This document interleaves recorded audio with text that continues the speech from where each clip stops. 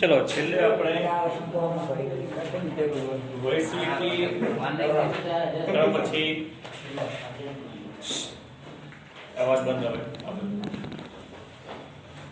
વિદેશ વેપાર નીતિ વિશે જોઈ ગયા। હવે જોઈએ આપણે ભારતની વિદેશ વેપાર નીતિના તબક્કા एक स्वातंत्र्य पहलानो तबक्को અને સ્વાતંત્ર્ય પછીનો તબક્કો એટલે કે જ્યારે આપણે આર્થિક સુધારાની અંદર વૈશ્વિકીકરણ શરૂ કર્યું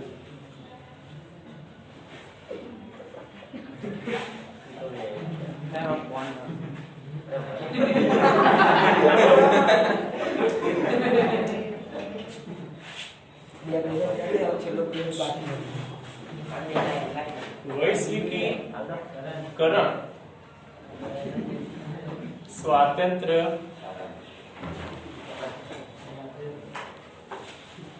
वैश्विकीकरण पहला ने अपनी विदेश व्यापार नीति हती एमां खास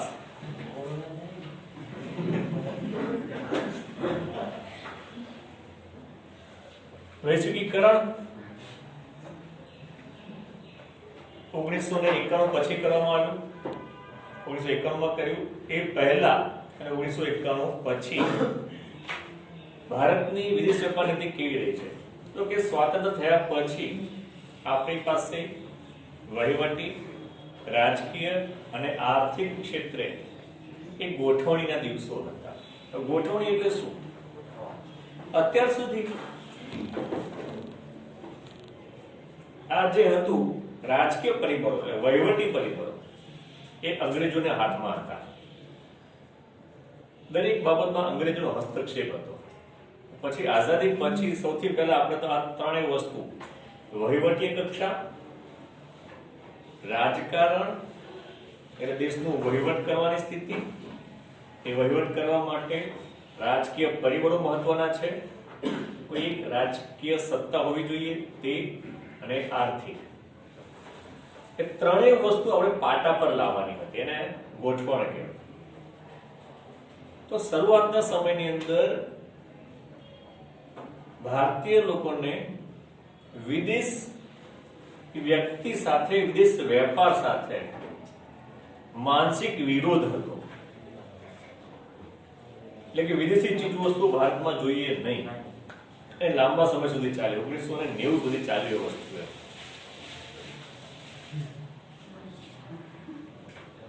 કારણ કે 200 વર્ષ સુધી हमने ભારત ઉપર રાજ કર્યું એને કારણે થઈને માનસિક વિરોધ હતો ભારતના દરેક નાગરિકો પણ એટલા જ માટે આપણે આયાતો પર નિકાસો ઉપર ખાસ અંકુશ રાખ્યો હતો અને રાજ્ય સરકારની અંકુશની નીતિ અમલમાં હતી। બીજી વસ્તુ એ હતી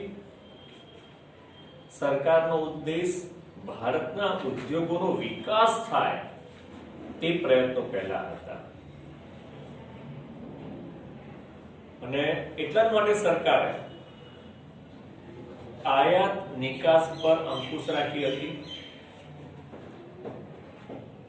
આયાત ગમે તે વસ્તુની આયાત થવા દેવામાં આવતી નહીં હતી માત્ર નિકાસ થવા દેવાની હતી પણ આયાતો પર પ્રતિબંધ હતા।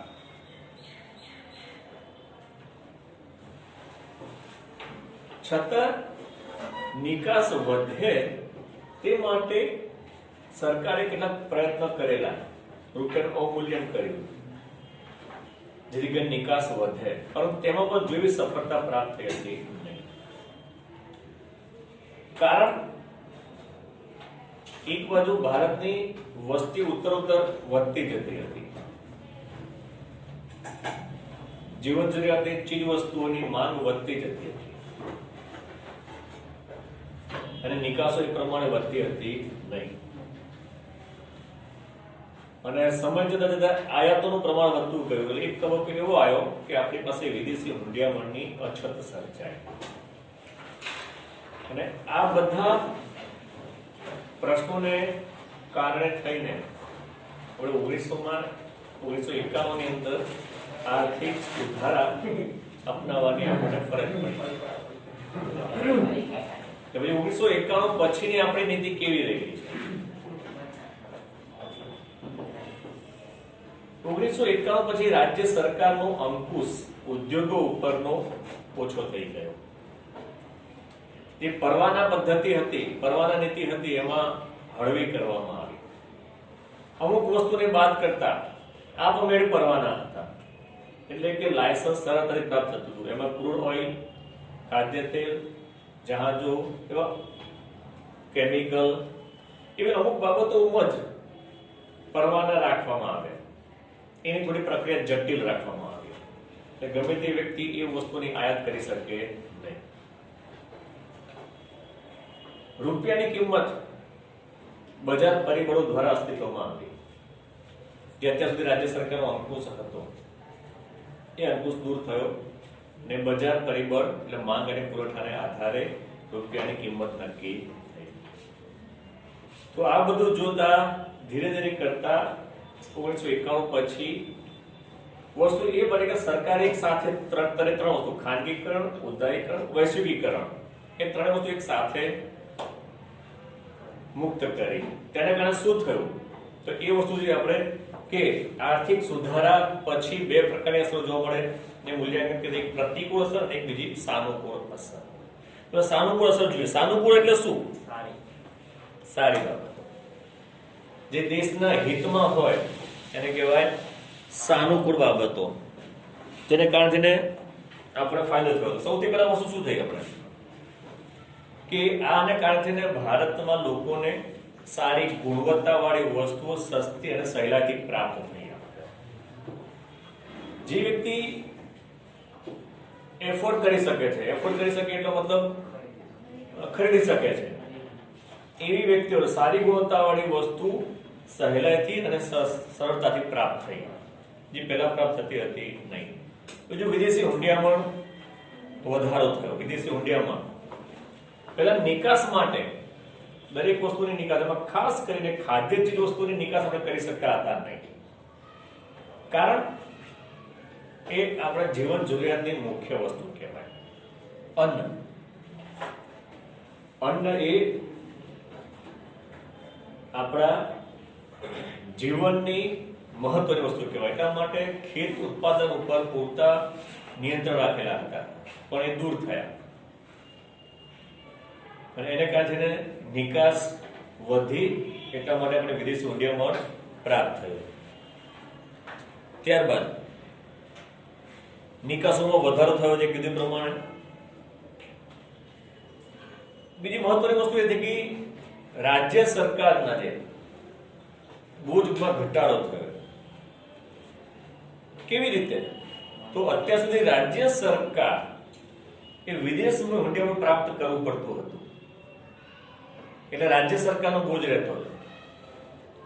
હવે બે પ્રકારના વિદેશી મૂડીરોકાણ થયા, એક સંસ્થાગત અને બીજું પ્રત્યક્ષ વિદેશી મૂડીરોકાણ. એટલે વિદેશી નાણાં ભારતમાં શેર બજારની અંદર, નાણાં બજારની અંદર ઠાલવવામાં આવ્યા, અને બીજું સીધું મૂડીરોકાણ એટલે કંપનીઓ સ્થપાઈ, ઉત્પાદન પ્રક્રિયામાં ભાગ ભજવવા માંડ્યા, કોર્પોરેશન જે ગઈકાલે વાત કરી પ્રમાણે. એટલે સીધું મૂડી રોકાણ થયું, એટલે બે ફાયદા. એક, રોજગારી વધી. વિદેશી કંપની ભારતમાં આગમન થયું એટલે રોજગારીમાં વધારો થયો અને રાજ્ય સરકારનો બોજ પણ ઘટ્યો.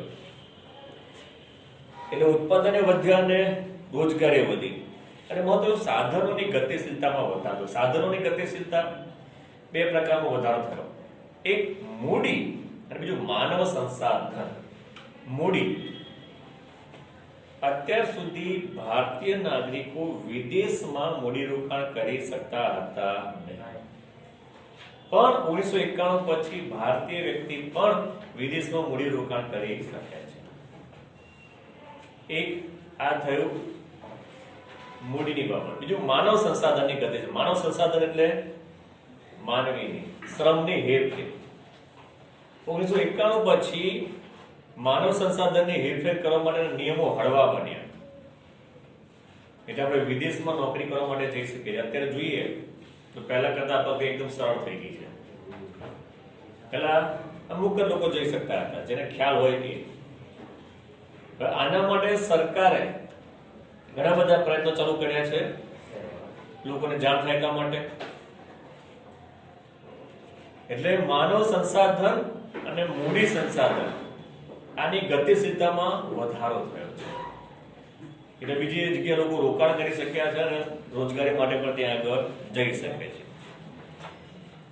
ત્યારબાદ બીજું ખાસ વસ્તુ એક ભ્રષ્ટાચાર. આ અંકુશ હતો એને કારણે અમલદાર શાહી, અમલદારને કર્મચારીઓ, ઓફિસરો એ બધાની અમલદાર શાહી ચાલતી હતી. પરવાના લેવા હોય, લાયસન્સ લેવું હોય તો એ કે તો જ મળી શકે, બાકી મળે નહીં. એટલે ભ્રષ્ટાચાર વધ્યો હતો. પરંતુ હવે એમના હાથમાં કઈ રહ્યું નહીં. સરકારે બધું મુક્ત કરી કાઢ્યું, અંકુશ મુક્ત કર્યું. એટલે સીધું અમલદાર વચ્ચેથી નીકળી ગયા. સીધું કેન્દ્ર સરકાર કે સીધી રાજ્ય સરકાર એ જે તે ઉદ્યોગ મંત્રાલય દ્વારા સીધી પરવાના પદ્ધતિ લાયસન્સ આપવામાં આવ્યા. એટલે જે અધિકારીઓ અત્યારે આપખુદશાહી વર્તન હતું એમનું, એ વર્તન બદલાઈ ગયું. એટલે ઉદ્યોગો સરળતાથી ઉદ્યોગોનો વિકાસ થયો. ત્યારબાદ ખાનગી મૂડીરોકાણને પ્રોત્સાહન મળ્યું. જે આપણે કીધું પ્રમાણે પ્રત્યક્ષ મૂડીરોકાણ થયું અને બીજું આપણે મહત્વનું ખાનગીકરણ કર્યું. જે અત્યાર સુધી જાહેર ક્ષેત્રના એકમોની માલિકીનું ખાનગીકરણ કર્યું. અને બીજું કે જે ક્ષેત્રમાં ખાનગી વ્યક્તિ પ્રવેશી શકતા હતા નહીં, તેમને પણ આ ક્ષેત્રમાં પ્રવેશવાની તક મળી. દાખલા તરીકે રેલવે સિવાય એસટી હોય, એએમટીએસ હોય, એરલાઇન્સ હોય, પેટ્રોલિયમ પેદાશ હોય, આ બધાનું જે ખાનગીકરણ થયું એને કારણે કંપનીઓ વધી. ઇન્ડિયન એરલાઇન્સ સિવાય ઘણી બધી કંપનીઓ કામ કરે છે. અત્યાર સુધી જાહેર ક્ષેત્રનું એકમ હતું ઇન્ડિયન એરલાઇન્સ, એના સિવાય કોઈ હતું નહીં. પણ એકના સુધારા થયા એટલે આ બધી કંપનીઓ પ્રવેશી શકી. એટલે ખાનગી રોકાણને પ્રોત્સાહન મળ્યું. ત્યારબાદ વસ્તુ અને સેવાઓની જે અછત હતી એ દૂર થઈ. જે પ્રકારે અમુક સાધનોની સેવાઓની વાત કરીએ તો એરલાઇન્સની સેવા, સંદેશાવ્યવહારની સેવા, બેન્કિંગની સેવા, વીમાની સેવા, ઇન્સ્યોરન્સ મતલબ એ બધી પ્રાઇવેટાઇઝેશન થયું એટલે ખાનગીકરણ થયું.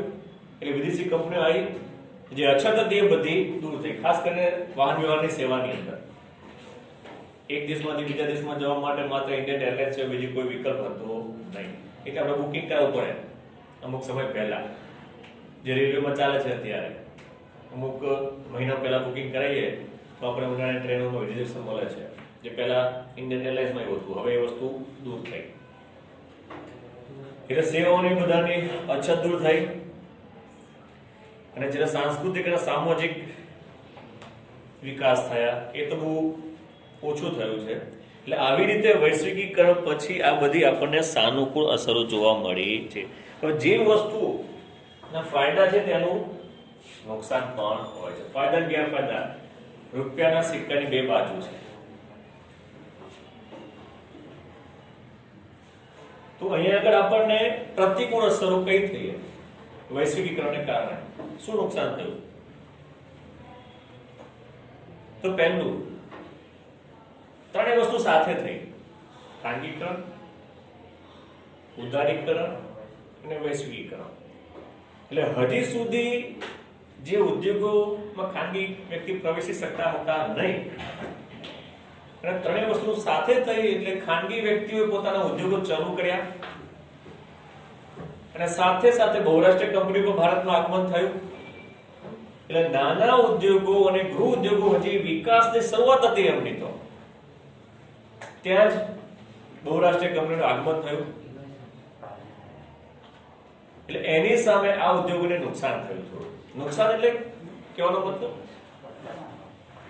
એમની સ્પીડ થોડી ઓછી થઈ, એકમોની સ્થાપનાનું પ્રમાણ ઘટ્યું, નાના પાયા પરના એકમો ની સંખ્યા જોઈએ તેટલી સ્થપાઈ ના શકી. કારણ મૂડી રોકાણ.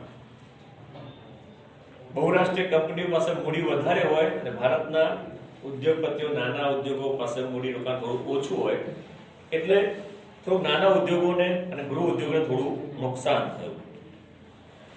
અને બીજી વસ્તુ,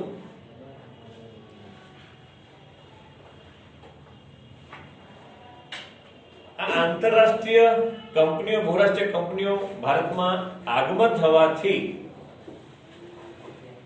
એની સામે ભારતના ઉદ્યોગમાં મૂડીરોકાણની અછત અને તેનાથી એક બીજી વસ્તુ કે સરકારે જાહેર ક્ષેત્રના એકમોમાં મૂડીરોકાણ કરવાનું ઘટાડ્યું. તેથી રાષ્ટ્રના કેટલા ઉદ્યોગોને પણ નુકસાન થયું. અને બીજી વસ્તુ ખાસ,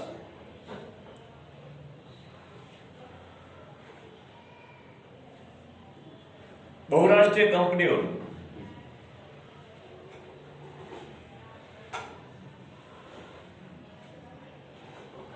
મૂડીરોકાણ એમની પાસે વધારે હોય, સરકાર એની સામે આપણે સંરક્ષણ નીતિ અપનાવી હતી, એને સબસિડી આપતી હતી, એ સબસિડી બંધ કરી દીધી. એટલે શું થાય? સબસિડી એટલે શું? મદદ કરવી. તેથી સરકારની સહાયો મળતી બંધ થવાથી ભારતના ઉદ્યોગોમાં ઉત્પાદન ખર્ચ વધી ગયો. દાખલા તરીકે એલપીજી ગેસ ચાલે છે, સીએનજી ગેસ ચાલે છે, એની પર સરકારી સબસિડી ચાલે છે. સબસિડી બંધ કરવામાં આવે, દાખલા તરીકે અત્યારે આપણે એલપીજી ગેસના ભાવ વધી ગયા, સબસિડી બંધ કરી, એટલે આવું ઉદ્યોગોમાં થયું. મોરબીની અંદર ટાઇલ્સ ઉદ્યોગ આવેલો છે. ટાઇલ્સ બનાવવા માટે ગેસની જરૂર પડે છે. હીટિંગમાં પ્રક્રિયા, હીટિંગ એટલે ગરમ કરવાની પ્રક્રિયા, એમાં ગેસની જરૂર પડે. તો એની વચ્ચે સબસિડી મળે છે, એ બંધ થઈ ગઈ, એટલે એ બધી વસ્તુ ઉત્પાદન ખર્ચ પર ભાર કરે, એટલે આપણો ઉત્પાદન ખર્ચ વધી ગયો, જેથી વસ્તુ મોંઘી બને, એ નુકસાન થયું. અને બીજી મહત્વની વસ્તુ એ હતી કે બહુરાષ્ટ્રીય કંપનીઓની સામે એમનો જાહેરાત ખર્ચ વધારે હોય અને એને કારણે એની સ્પર્ધાની સામે આપણા ઉદ્યોગો ટકી શકતા નથી. જે વાત કરી મેં તમને, પેલા કોકાકોલા કંપની ચાલુ થઈ અને એ કંપની તો ચાલે જ છે, પણ એમણે થમ્સ અપને પણ ટેક ઓવર કરી. કોલેબોરેશન જે વાત કરી, આપણે થમ્સ અપને પણ લઈ લીધી.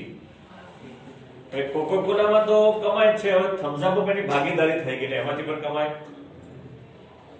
બીજી વસ્તુ તમને કહું, કોલગેટ પાલ્મોલિવ એ બહુરાષ્ટ્રીય કંપની છે, વિદેશી કંપની છે. એની સામે એન્કરની ટૂથપેસ્ટ આવે છે, આપણે એન્કર ટૂથપેસ્ટ. કોલગેટ એ વિદેશી કંપની છે, એની પાસે નાણાકીય ભંડોળ વધારે છે, એટલે જાહેરાત એ વધારે કરી શકે છે. એટલે ભારતના દરેક ગામની અંદર કોલગેટ મળે છે, ભારતના દરેક ગામમાં.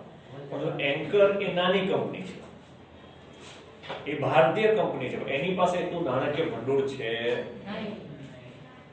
એને શું થાય? એ વધારે જાહેરાત કરી શકે નહીં. વધારે જાહેરાત ના કરી શકે એટલે લોકો એની પાસેની જાણકારી મળે નહીં, તેથી એ કંપનીનું વેચાણ ઓછું થાય. બીજું, બહુરાષ્ટ્રીય કંપની પાસે નાણાકીય ભંડોળ વધારે હોવાથી એ વધારે મૂડીરોકાણ કરી શકે છે, વધારે જાહેરાત કરી શકે છે, એટલે એની વસ્તુનું વેચાણ વધારે થાય છે, એનું ઉત્પાદનની પ્રક્રિયા ઝડપી છે, એનું ઉત્પાદન વધારે થાય છે, એની પાસે પુરવઠો વધારે છે, એટલે બજારમાં એક લાદણની નીતિ અપનાવે છે. હવે લાદણની નીતિ એટલે શું? બજારમાં જોઈએ તેના કરતા વધારે પુરવઠો ઉપલબ્ધ હોવો, એને કહેવાય લાદણની નીતિ. એનાથી શું થાય? વેપારીઓ એ વસ્તુ વધારે વેચશે જેની પાસે વધારે પડી હોય તે.